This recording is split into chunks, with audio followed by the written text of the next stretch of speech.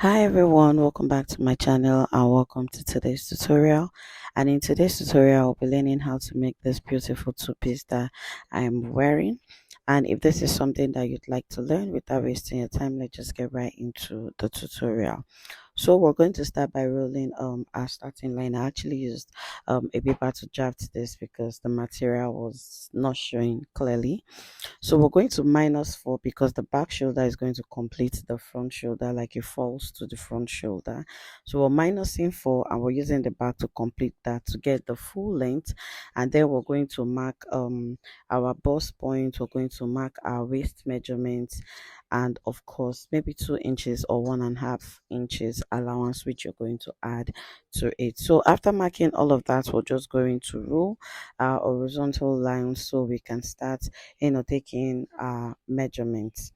So after ruling, like I said, minus 4 to get our bust point, our waist, top length, and of course 2 inches allowance. So I'm just going to label, this is the bust point, this is our waist, we don't need under bust, this is our top length and the allowance added to it.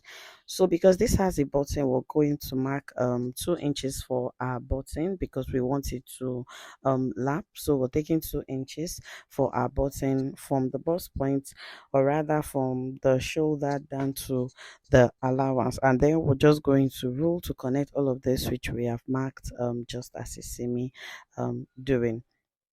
Now, after doing that, the next thing we're going to do is to take our neck width measurement, and I used 4 inches for this particular tutorial. And for the neck depth, for a start, we're going to use 3 inches. Mind you, the neck is a v-neck, but I'm just going to do this for starters so it doesn't get confusing. So after marking that, I'm just going to make like a square and then make a circle so it doesn't get too deep. But as well, you can just use a circle straight and you just do it. So after doing that, this is a cut together sleeve.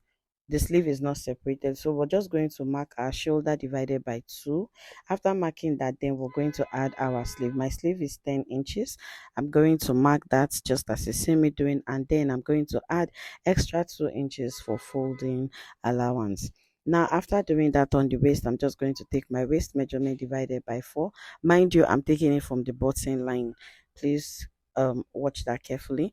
Waist measurement divided by 4 plus 2 inch allowance, and then on the top length, either you use your waist measurement there, like your lower waist measurement plus 2 inches, or your hip, and then we're just going to connect. Please just watch how I am connecting. From the bust point, we're making a curve meeting with the waist measurement just as you see me doing.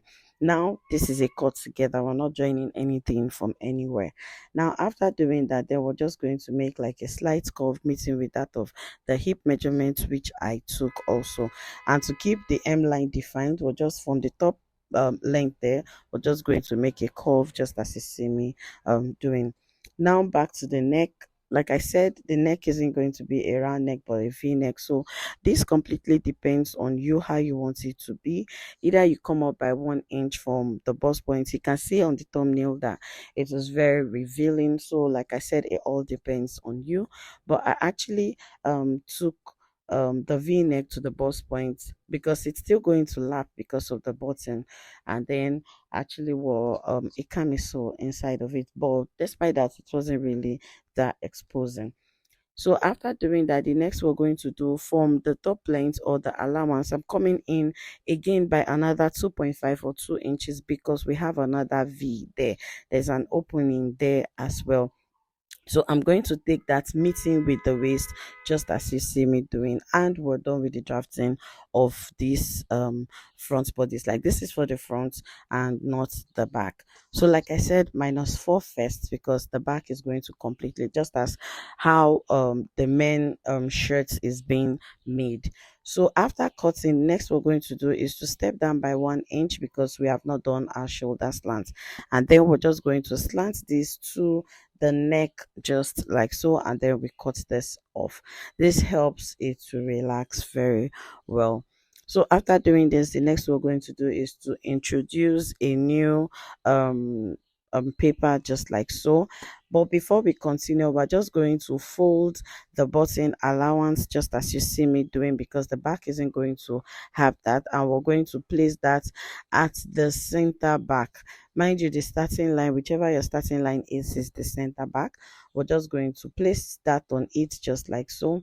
And then remember the 4 inches which we minused for the front, we're going to add it for the back. So at this point, don't think it's not going to be equal. It's going to be equal. By the time you join your sleeve, it's going to lap and fall forward. So we're just going to add that 4 inches back, which we removed from the front, so that this particular shoulder is not going to relax on your exact shoulder line, but rather come forward to almost like your chest line. So we're just going to roll that again just like so. Now I took the measurement there so that the back can also have like the slant as well. Now aside this, every other thing is going to be the same. So I'm just going to cut this out, tracing with that of the front. The back does not have a V, so you're going to keep it like this, and watch how I am cutting this. So after cutting this, the next thing we're going to do is to place the shoulder on the front just as you see me do, relaxing it with about 0.25 or even 0.15. After relaxing it on it just like so, the next thing we're going to do is we're just going to mark the neck measurement there, so it can have the same measurement with that of the back. And then I'm just going to open this just like so. So we've taken our neck width. So for our neck depth, what we're going to do, I took a neck depth of 2.5 inches. So we're just going to come down by 2.5 inches, and then we make our curve. So this is it for both cutting of the front and also for the back. And we're just going to take this out, and we're done with the front and also the back. So we're going to transfer this to our fabric. So our fabric, I'm cutting the front first at first, so we're just going to place it. Remember that we folded the button because we're trying to do that for the back, but while cutting we're just going to bring that out. You can see what it looks like, and it's going to be unfold. I actually did this so people will see how I'm cutting. So we're just going to cut this out so it's not going to be confusing. Like, I didn't add anything to it while cutting because we've actually added everything that we need to add to it. So I'm just going to cut this out. So this is for the front piece of my top. So I'm just going to open the button, and this is it, we're done. So I'm folding another fabric again. This is for the back. The back does not need an opening because we're just going to place it to the center back just like so, and then trace out exactly what we have here again. Now for the shoulder, you can as well leave about 0.25 for stitching, for joining, or zero point 0.5 as well if you want to do that. That completely works perfectly. So we're just going to cut this out just like so, and we're done with cutting off both the front and the back. So to our 3/4 shirts, we're just going to place our material on fold just like so, and after doing that, we're just going to rule our starting line. After rolling our starting line, we're minusing 2 because I'm adding elastic band to this. Minus 2 to place where your trouser length is, or your 3/4 length is going to be, and then you're adding 2 inches to it again. You're making -2 again and adding 2 inches to it again.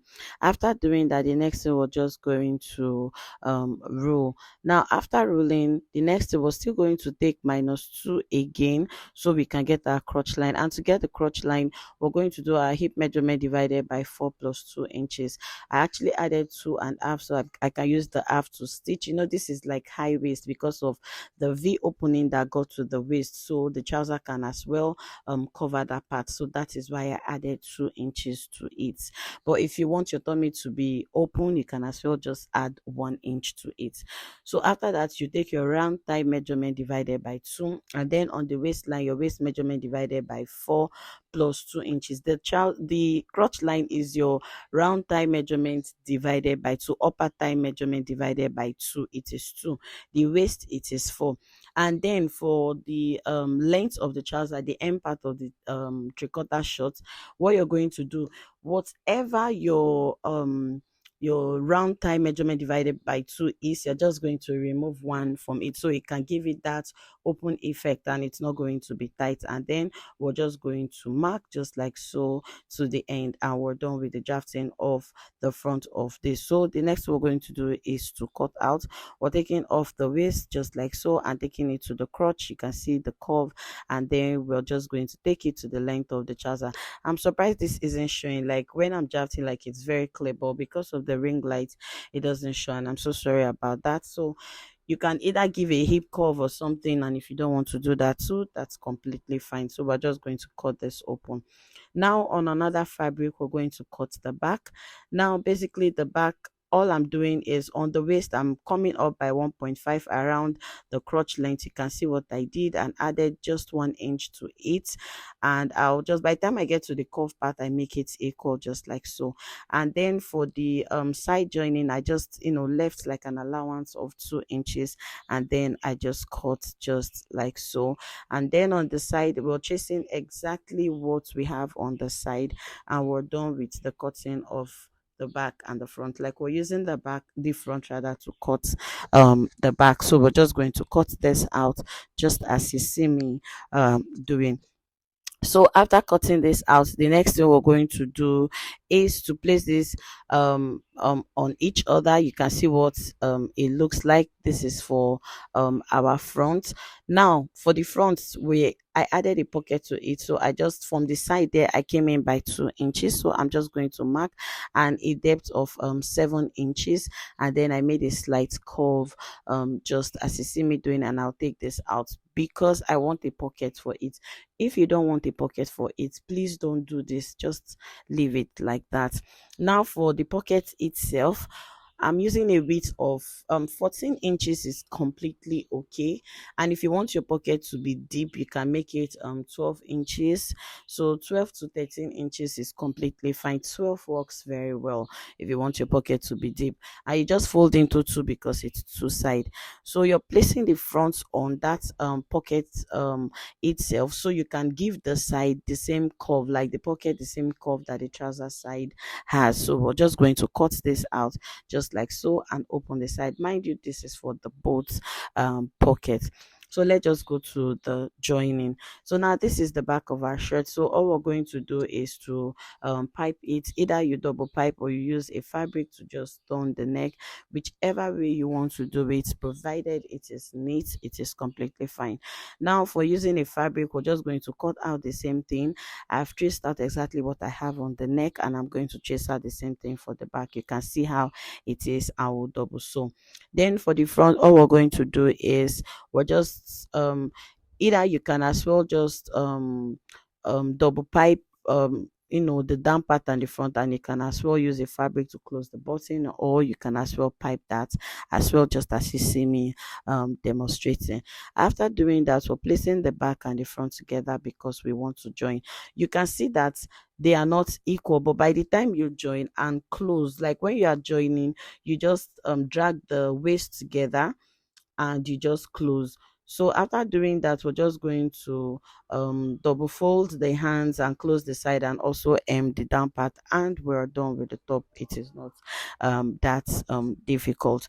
So after doing that, for the pocket joining, we're just going to place it on right sides just like so, and stitch on it. See this part I'm pointing out, was stitching both sides. After stitching both sides, therefore the pants, we're just going to close completely the crotch, and also for the back we're closing completely for the crotch because we're not adding a zipper to this. So after that, this is what we have for the front. We're just going to join right side facing each other. Mind you, the pocket I closed on right side so that the wrong side will be very neat. That is the reason why we close on the right side. So we're just going to place it right side facing each other just like so, and then we run a stitch on it. After running a stitch, this is what we have. So we're just going to turn in the pocket, so the back side can have the wrong side facing each other. If you close from the wrong side, by the time you flip to the other side, it's going to have the right side on that part. That is why we close on the right side first. So we're just going to do that and then arrange. Now when you're arranging this, one thing you need to put into consideration is your waistline. You have to arrange in a way that you are going to have your waist measurement divided by two, plus the allowance which you have added to it. So by the time you join to the back, like, you're not going to be short or you start losing. So you're just going to check and you see that what you have is completely okay. So after doing that, we're just going to place the back on it as well, and then close on the side. So we'll just close the side with our allowance of maybe 1.5 or 1 inches if you want it to be free. After doing that, the next thing, we're just going to double fold to keep the end part neat. After doing that, we're closing the crotch together. After closing and doing all of that, the next, we're going to take the measurements around our waist to see what we have, because we want to add our elastic band to it. Now whatever you have, you're just going to cut on an or a bias, not really a bias, like a band rather, and then a width of like 4 to 5 inches. And my elastic band is around 1.5, but you can use 2 inches. Now whatever your waist is, just minus 8 inches and cut your elastic, or 9 inches if you want it to be tight. So after doing that, the next, we're just going to double stitch on the elastic so it can be worn but in a circle form strongly. And after stitching that, this is what we have. So we're also going to stitch on the waistband just as we did for the elastic. After doing that, we're just going to place this and then we'll stitch. I have a tutorial for this on my channel. I'm going to add it to the description, and hide the elastic band inside of it. After that, we'll go ahead to run about 1 or 2 lines to it, but stretch it before running the line so you do not reduce your waistline. But if you don't want to do that as well, you can leave it like this and then you place it on your shirt. So we're basically done with this particular tutorial. So like I said, if you want a detailed elastic band tutorial, I have a tutorial on the channel. I'm going to keep it on the description, in the description box below. So I'm just trying to notch like 4 sides on this elastic band, so I can place it on the 4 sides of the shirt, which is, I mean, like the three-quarter trouser, which is the center, the back, and the side joining. That way it makes it easier, like when you are joining it. And now when you are joining, you're just going to step on the elastic about 0.5 inches and stretch out, just as you have done on the running of the lines. The way you stretched it to have other lines, that's the same thing you are going to do. And basically we are done with this particular tutorial. So I'm just pinning, and then you stretch and you fix it round. So sorry if this tutorial is very fast. I'm sorry about that. So this is the end of the tutorial, and you can see what it looks like on me. This is a beautiful outfit which you can wear casually. You can wear it to parties, birthday parties, and all of that. As moms, like, this is very comfortable to wear, and I really love it.